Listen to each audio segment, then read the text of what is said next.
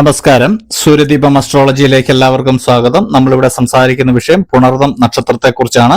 പുണർതം നക്ഷത്രക്കാരുടെ അതിപ്രധാനമായിട്ടുള്ള ചില കാര്യങ്ങളാണ് പറയുന്നത്. ഇവർക്ക് ജീവിതത്തിൽ വിജയിക്കാനായിട്ട് ആവശ്യമായിട്ടുള്ള എല്ലാ കാര്യങ്ങളും നമ്മൾ ഇതിൽ പറയുന്നുണ്ട്. നിങ്ങളുടെ ദൃഷ്ടിദോഷം, കൂടോത്രം, ആഭിചാരക്രിയ, ഇതുമൂലം ഉണ്ടായിരിക്കുന്ന നിങ്ങൾക്കുണ്ടായിരുന്ന ശത്രുശല്യം എല്ലാം ഒഴിവായി പോകുന്നതിന് വേണ്ടിയുള്ള ചില കർമ്മങ്ങളാണ്.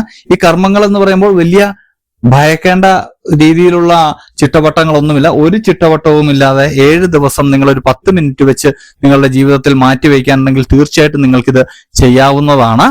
അതുപോലെ തന്നെ ഇതിന് പണച്ചിലവില്ല എന്നുള്ളതാണ് ഇതിന്റെ പ്രത്യേകത. അപ്പോൾ ആ കാര്യങ്ങളിലേക്കൊക്കെ കടക്കുന്നതിന് മുമ്പ് നമ്മളുടെ ചാനൽ ഇതുവരെ സബ്സ്ക്രൈബ് ചെയ്തിട്ടില്ലെങ്കിൽ ഒന്ന് സബ്സ്ക്രൈബ് ചെയ്യുക. കൂടാതെ നമ്മളുടെ വീഡിയോകൾക്ക് ലൈക്ക് ചെയ്യാൻ മറക്കരുത്. അതോടൊപ്പം തന്നെ നമ്മളുടെ പൂജയിലുള്ള പ്രാർത്ഥനയിൽ നിങ്ങളെ ഉൾപ്പെടുത്തണമെന്നുണ്ടെങ്കിൽ നിങ്ങളുടെ പേര്, നക്ഷത്രം, ജന്മവർഷം, തീയതി എന്നിവ കമന്റ് ബോക്സിൽ രേഖപ്പെടുത്തുക. തീർച്ചയായിട്ടും പ്രാർത്ഥനയിൽ ഉൾപ്പെടുത്തുന്നതായിരിക്കും.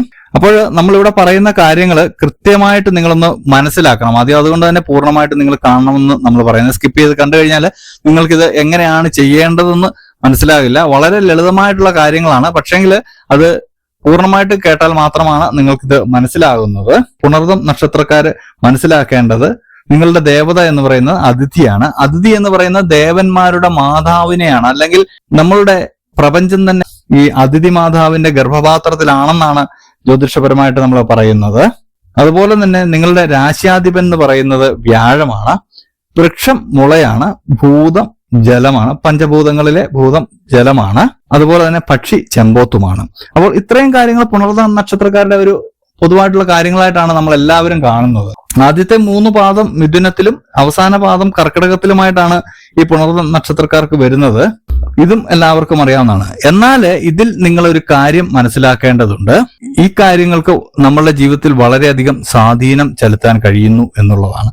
അതിനായിട്ട് നിങ്ങൾ 7 ദിവസം ഒന്ന് മനസ്സിരുത്തി നമ്മൾ പറയുന്ന കാര്യങ്ങൾ ഇനിയും ഒന്ന് ചെയ്യുക.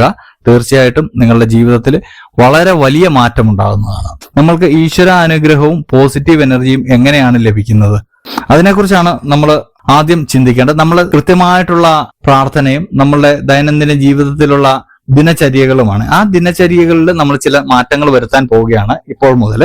അപ്പോൾ നിങ്ങളിത് ഒന്ന് ശ്രദ്ധിച്ച് കേൾക്കുക. നിങ്ങളുടെ ദേവത അതിഥിയാണെന്ന്. ഈ അതിഥി ദേവതയെ നിങ്ങൾ എല്ലാ ദിവസവും 7 മുതൽ 108 തവണ വരെ മനസ്സ് എത്രത്തോളം ഏകാഗ്രമാക്കി നിങ്ങൾക്ക് വെക്കാൻ കഴിയുന്നു. കുശുമ്പ കുന്നായ്മയൊന്നും പാടില്ല. ഈ അതിഥി ദേവതയുടെ ബീജമന്ത്രം നിങ്ങൾ ചെറിയ ശബ്ദത്തിൽ ഉരുവിടേണ്ടതാണ്. അതുപോലെ തന്നെ നിങ്ങളുടെ നക്ഷത്രത്തിന്റെ അധിപൻ എന്ന് പറയുന്ന വ്യാഴമാണ്. അപ്പം വ്യാഴത്തിനെയും നിങ്ങൾ പ്രീതിപ്പെടുത്തേണ്ടതുണ്ട്. 7 മുതൽ 108 തവണ വരെ വ്യാഴമന്ത്രവും നിങ്ങൾ ജപിക്കേണ്ടതാണ്. അതുപോലെ തന്നെ നിങ്ങളുടെ വൃക്ഷം മുളയാണ്. ഈ മുള എന്ന് പറയുന്ന വൃക്ഷം അത് മഞ്ഞമുളയാകാം, പച്ചമുളയാകാം. നിങ്ങൾ നിങ്ങളുടെ വീടിന്റെ ഏതെങ്കിലും ഒരു സൈഡിൽ ചെടി പോലെ നട്ടു വളർത്തേണ്ടതാണ്. ഒരുപാട് പടർന്ന് പന്തലിക്കേണ്ട കാര്യമൊന്നുമില്ല. ചെറുതായിട്ട് വെട്ടിവിട്ട് അതിനെ ഒന്ന് പരിരക്ഷിക്കുകയാണെങ്കിൽ നിങ്ങൾക്ക് വളരെയധികം പോസിറ്റീവ് എനർജി ലഭിക്കുന്നതാണ്. അതുപോലെ തന്നെ നിങ്ങളുടെ പഞ്ചഭൂതം എന്ന് പറയുന്നത് ജലമാണ്. എല്ലാ ദിവസവും രാവിലെ കൈക്കുമ്പിളിലെടുത്ത് സൂര്യഭഗവാന് നേരെ പിടിച്ച് ആ സൂര്യഭഗവാന്റെ കിരണങ്ങള് ഈ ജലത്തിൽ തട്ടി നിങ്ങളുടെ മുഖത്തിൽ പ്രതിബിംബിക്കുന്ന രീതിയിലൊന്ന് പിടിക്കിച്ച് സൂര്യദേവനെ ഒന്ന് പ്രാർത്ഥിക്കുകയാണെങ്കിൽ തീർച്ചയായിട്ടും പോസിറ്റീവ് എനർജികൾ ഉണ്ടാവുന്നതാണ്. അപ്പോൾ നിങ്ങൾ മറ്റൊരു കാര്യം കൂടി ചെയ്യുക. നിങ്ങളുടെ പക്ഷി ചെമ്പോത്താണ്. അതായത് ചില സ്ഥലങ്ങളിലൊക്കെ ഉപ്പൻ എന്ന് പറയും. ഈ പക്ഷിയുടെ ചിത്രം നിങ്ങളുടെ കിടപ്പുമുറിയിൽ വെക്കുകയാണെങ്കിൽ തീർച്ചയായിട്ടും പോസിറ്റീവ് എനർജി ഉണ്ടാകുന്നതാണ്. അപ്പോൾ ഈ മന്ത്രങ്ങൾ ജപിക്കുകയും മേൽപ്പറഞ്ഞ കാര്യങ്ങൾ കൃത്യമായിട്ട് ചെയ്യുകയും ചെയ്താൽ തീർച്ചയായിട്ടും നിങ്ങൾക്ക് ഒരുപാട് പോസിറ്റീവ് എനർജികൾ വരുന്നതാണ്. നിങ്ങൾക്ക് ഈ പോസിറ്റീവ് എനർജികൾ വരുന്നതോടെ നിങ്ങളുടെ മേലുണ്ടായിരുന്ന ദുഷ്ടശക്തികളുടെ പിടി അയയുന്നതാണ്. ഇവർക്ക് നിങ്ങളിലേക്ക് വരാനുള്ള ഒരു സാധ്യത വളരെയേറെ ദൂരേക്ക് പോകുന്നതാണ്. കാരണം നിങ്ങൾ വലിയൊരു പോസിറ്റീവ് എനർജിയിൽ ഇവരുടെ എല്ലാം സംരക്ഷണതയിൽ നിങ്ങൾ നിൽക്കുകയാണ്. ഒരിക്കലും നിങ്ങളെ തൊടാൻ ഇവർക്ക് കഴിയുകയില്ല.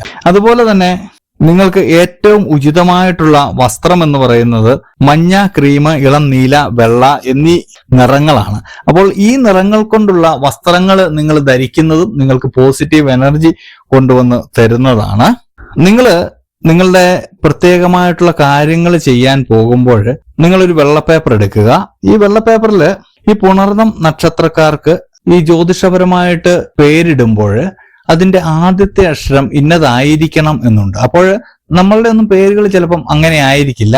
എങ്കിലും നമ്മളൊന്ന് പറയാം, ആദ്യം 1-ാം പാദക്കാർക്ക് കെ എന്നും 2-ാം പാദക്കാർക്ക് കോ എന്നും 3-ാം പാദക്കാർക്ക് ഹ എന്നും 4-ാം പാദക്കാർക്ക് ഹി എന്നുമുള്ള അക്ഷരങ്ങളിൽ തുടങ്ങുന്ന പേരുകളാണ് വളരെ ഉചിതം. ഈ അക്ഷരങ്ങളിൽ പേരുകൾ ഉള്ളവർ വളരെ വിരളമായിരിക്കും.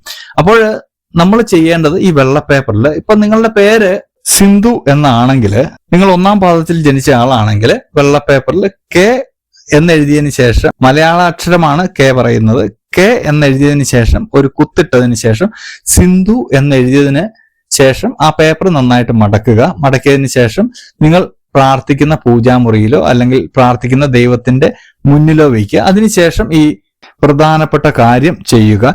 ഈ പ്രധാനപ്പെട്ട കാര്യങ്ങൾക്ക് വേണ്ടി നിങ്ങൾ തിരഞ്ഞെടുക്കേണ്ട ദിവസം വ്യാഴാഴ്ചയാണെങ്കിൽ വളരെ നല്ലതായിരിക്കും. അന്നേ ദിവസം നമ്മൾ പറഞ്ഞ നിറത്തിലുള്ള വസ്ത്രങ്ങളും ധരിച്ച് ചെയ്യുകയാണെങ്കിൽ വളരെ അധികം പോസിറ്റീവ് എനർജി നിങ്ങൾക്ക് വന്നു ചേരുന്നതാണ്.